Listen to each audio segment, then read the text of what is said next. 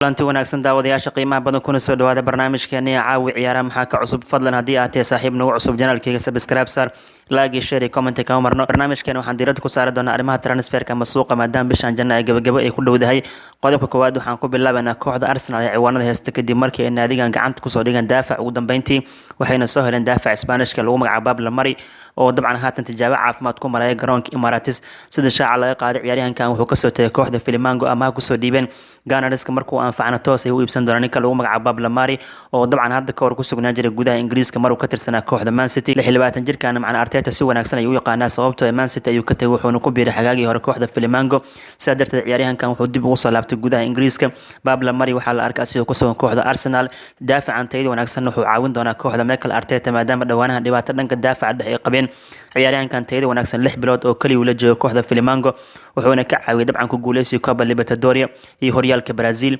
haatan dabcan Premier League ayuu ku soo laabtay wuxuuna diyaar u yahay kooxda Arsenal inuu caawiyo daafacan tayada wanaagsan markuu tijaabada caafimaad ka gudbo si rasmi ah Gunners u soo bandhigi doonaan daawadayaasha qiimaha badan sheekooyin kale suuqa ka jira waxaa kamid ah ciyaaryahan Edison Cavani wuxuu heshiis la gaaray kooxda kubadda cagta Atletico Madrid laacibkan wuxuu shaaca ka qaaday bishan inta aysan dhamaanin inuu aadi doono caasimadda Spain sidoo kale Cavani wuxuu cadeeyay kooxaha Chelsea Man United marnaba inuusan ku beeri doonin tababaraha kooxda Paris Saint-Germain Thomas Tuchel asagana wuxuu leeyahay Cavani dhaawac ma ahan laakiin kulan walba kooxda waxaan kaga reebnaa inuusan niyad u hayn kooxda uu rabo inuu isaga tago sidaa darteed sidoo in laba jirkaan heshiisku la gaaray Atletico Madrid waxay ka dhigan tahay inuu Atletico Madrid aadi doono bishan inta aysan soo ilaalin sidoo kale shabakada goolodka waxay ogaatay kooxda Atletico Madrid isniintan ay ka gudbin doonaan dalabkii ugu dambeeyay Cavani oo ay ku kalsoon yihiin kooxda Paris Saint-Germain ay ka aqbali karto inkastoo dabcan dhawaan laga diiday 10 milyan oo euro tan waxaa la rajeynayaa Paris Atletico inay isfahmi doonaan oo dabcan Atletico Madrid qiimaha sare u qaadi doonaan waxa kale daawadayaasha qiimaha badan kooxda Juventus waxay si rasmi liiskeeda ciyaartooyda kaga reebtay Emre Can iyo Mati Deshiglia si ay mustaqbalkooda ciyaarad u xalistaan labadan ciyaaryahan qayb kama noqon doonaan kulanka Juventus habeen dambe la ciyaari doona kooxda Napoli Mati Deshiglia wuxuu isku diyaarinaa inuu aado dhinacaasi caasimada Faransiiska wuxuuna ku biiri doonaa kooxda Paris Saint-Germain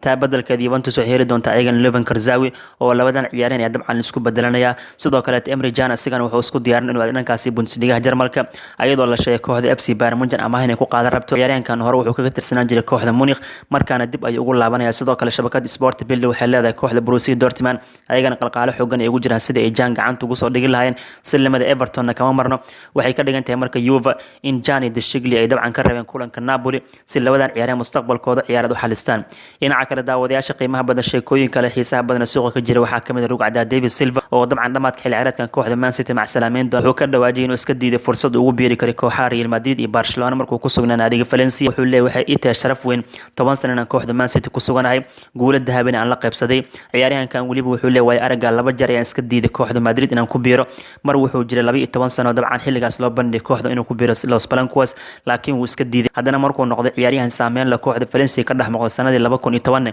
Real Madrid wuu iska diiday silmada Barcelona wuu iska diiday wuxuuna aqbalay dalabka Man City si dabcan kooxda Valencia uusan kaga hor imaanin oo dabcan meel ka baxsan gudaha Spain uu kaga ciyaaro dhinaca kale sheekooyin kale suuqa ka jira xiisaha badan waxaa kamid ah milkiilaha kooxda Newcastle United ninka lagu magacaabo Mark Ashley wuxuu shaaca ka qaaday kooxdiisa inuu iibin doono toddobaadkan gudihiisa waxaana laga iibin doonaa shirkad weyn oo gudaha Sacuudi Carabiya laga leeyahay oo lagu magacaabo Amanda Stevely kadana saamiga ugu badan waxaa iska leh dhaxal sugaha Sacuudi Carabiya Mohammed bin Salman sidaa darteed dhaxal sugahan oo ku riyoonaya kooxda Man United inuu iibsado qoys ayuu ka istaagay kadib markii qoyska Glazer ay dabcan diideen kooxda inay iibiyaan haatan Mohammed bin Salman wuxuu diyaar u yahay lacagtiisa inuu galiyo kooxda Newcastle United oo uu ka dhigay naadi awood badan milkiilaha Newcastle United ninka lagu magacaabo Mark Ashley waxaa lagu wareejinayaa 340 milyan oo laakiin waxaa la sheegay lacagta Newcastle lagu gadanayo ka badan dabcan lagu qarash gareyn doono si kooxdan awoodeeda sare lagu qaado waxayna u muuqataa ugu dambeyntii Newcastle United taageerayaashooda inay ka foqi doonto hadiiba dabcan dhaxal sugaha Sacuudi Carabiya kooxdan iibsanaya diyaarna u yahay naadigan awoodeeda dib inuu u soo celiyo dhinaca kale sheekooyinka saxiixda rasmiga suuqa ka dhacay markaan fiirino waxaa kamid ah kooxda PSV Eindhoven waxay ku dhawaaqeen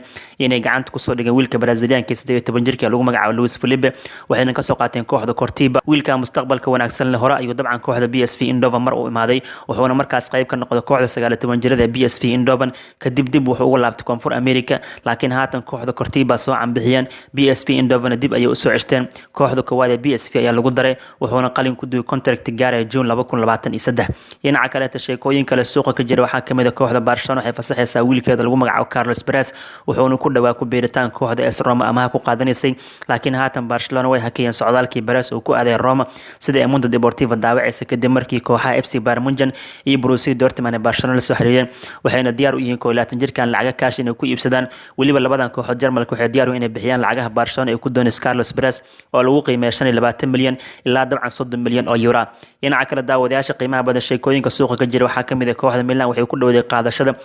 ciyaaryahanka daafaca garabka bidix ka dheer lagu magacaabo Anthony Robinson oo ka tirsan kooxda Wigan sida Liverpool ay xaqiijisay waxayna ku qaadanayaan 10 milyan oo pound ama 13 milyan oo dollarka Mareykanka wiilkan wuxuu ka tirsan xulka Mareykanka Robinson uu aqbalay Serie A Talyaaniga inuu aado wuxuuna bedel u noqon doonaa Ricardo Rodriguez oo Milan isaga tagay kaasi oo dabcan ku biiray kooxda Fenerbahce waxaa la sheegay kooxda Everton lacagtan waxayna ka soo gaari doonto sida haatan shaaca laga qaaday maadaama wiilkan tayada wanaagsan la sheegay xagaagii dhawaa inuu isaga soo tagay garoon Goodison Park oo kooxda Wigan laga iibiyay markaan waxaa la sheegay lacagta 10 milyan oo pound kooxda Wigan lagu wareejinayo in Everton ay qayb ku yeelan doonto isla sheekooyinka Milan daawadayaasha qiimaha badan waxaa kamid ah kooxdan waxay ku dhawdeen gacanta ku soo dhigtay ciyaaryahanka Benfica qadka dhexe kaga ciyaara lagu magacaabo Florentino Luis waa dabcan wiil 20 jir oo qadka dhexe ka ciyaara sida Calcio Mercato ogaatay Milan iyo Benfica way heshiiyeen Florentino Luis wuxuu imaanaya garoonka San Siro si uu tijaabo caafimaad u maro toddobaadkan gudihiisa dabcan waxayna Milan ku qaadanayaan heshiis amaah 13 bilood markuu anfacana toos ay u iibsan doonaa Florentino Luis wuxuu ka mid yahay dhalinyarada ka hana qaada horyaalka Portugiiska markaana Serie A Talyaaniga ayuu soo aadaya nasiib wacan ayaan leenahay dhinaca kale daawadayaasha qiimaha badan saxiixada rasmiga dhaceen waxaa kamid ah kooxaha Barcelona iyo Juventus ciyaartooy is dhaafsadeen ciyaartooydan waa kuwa dhalinyar waxayna kala yihiin dabcan in kooxda Barcelona ay gacanta ku soo dhigeen ninka lagu magacaabo Matheus Pereira oo kooxda Juventus ka tirsanaa wiilkan dhalinyarada ee taabil cagsigeeda kooxda Juventus ayagana waxaa lagu wareejiyay ciyaaryahanka lagu magacaabo Alexander Marquez waxay ka dhigan tahay mas'uuliyiinta labadan kooxood inay heshiis wada gaareen oo dabcan labadan wiil dhalinyarada is dhaafsaday Pereira wuxuu aaday kooxda Barcelona halka Marquezna uu ku biiray kooxda Juventus nasiib wacan in lana wiilasha mustaqbalka wanaagsan dhinaca kale saxiixada ugu waaweyn ee suuqa Yurub ka dhacay maanta waxaa sameysay kooxda RB Leipzig kadib markii si layaab leh gacanta ugu soo dhigeen Dani Olmo Isbaanishkan tayada wanaagsan oo dabcan dabagal ku hayeen kooxaha Barcelona iyo Chelsea AC Milan waxaa ka dulqaaday kooxda Bundesliga Jarmalka hogaaminaysa RB Leipzig waxayna ku qaatay 20 milyan oo euro oo ay ku wareejiyeen kooxda Dinamo Zagreb Dani Olmo 22 jir wuxuu qalin ku dugay heshiis 4 sano ciyaaryahankan wuxuu diyaar u yahay kooxda Bundesliga Jarmalka inuu ka caawiyo ku guuleysiga horyaalka Jarmalka maadaama xil ciyaareedkan hogaanka u hayaan salamida kooxdan waxay joogtaa wareegga 16aad ee Champions League sidoo kale Dani Olmo kooxda RB Leipzig hadii uu guulo la gaaro naadiga Dinamo Zagreb lacagaha la siin doono ilaa 5 milyan oo euro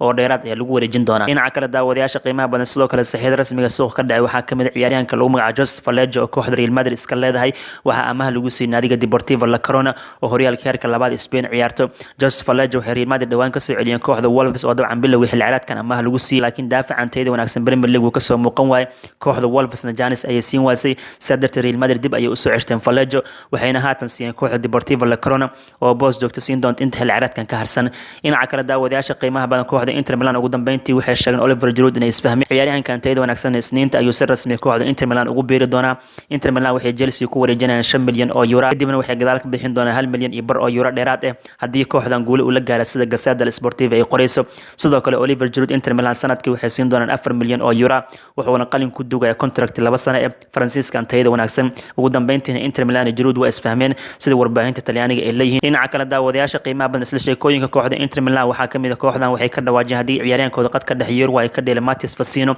oo ku adkaysto kooxda inuu ka tago maalmaha suuqa ka harsan in dabcan ay ku qasbeen ciyaaryahan tayo wanaagsan qadka dhexe ka ciyaara suuqa inay ka soo qaataan Tutti Sportivo waxay ogaatay Antonio Conte la hadlay madaxda kooxda Inter Milan wuxuu u sheegay 20 jirkan tayada wanaagsan Uruguay Fassino inay isfaham weysan sidoo kale xiriirkoodan uusan wanaagsaneyn sidaa darteed wuxuu leeyahay Conte hadii ciyaaryahankan uu ku adkaysto kooxda in laga diro fadlan hala iibiyo anigana hala ii soo qaado ciyaaryahan kale qadka dhexe ka ciyaari karo sidaa darteed Inter Milan waxaa la sheegay liiska inay ugu jiraan Arturo Vidal oo ciyaara kooxda Barcelona Alan oo u dheelay kooxda Napoli Frank Yannick Kisaya AC Milan u ciyaaro Nemanja Matic oo kooxda Man United u ciyaaro iyo sidoo kale Rodrigo Di Paul kooxda Udinese u ciyaaro dhammaan ciyaartooydaas ayaa dabcan liiska ugu jiraan Antonio Conte hadii Matheus Fassino oo kooxda Inter Milan isaga tago daawadayaasha qiimaha badan sheekooyinka ugu dambeeyay suuqa waxaa kamid ah hadii aan fiirino Marcos Rojo wuxuu ku biiraya halkii uu ka soo bilaabay ciyaarista kubadda cagta waana kooxda lagu magacaabo Estudiantes oo amaah ku qaadanaysa kadib markii kooxda Man United ay weysay Argentineska naadi ka iibsato waxaa la sheegay qorshaha inuu wato gudoomiyaha kooxda Estudiantes ninka lagu magacaabo Juan Sebastian Veron oo kooxda Manchester United qadka dhexe kaga ciyaari jiray waxaana la sheegay Veron iyo Roque inay telefoon ku wada hadleen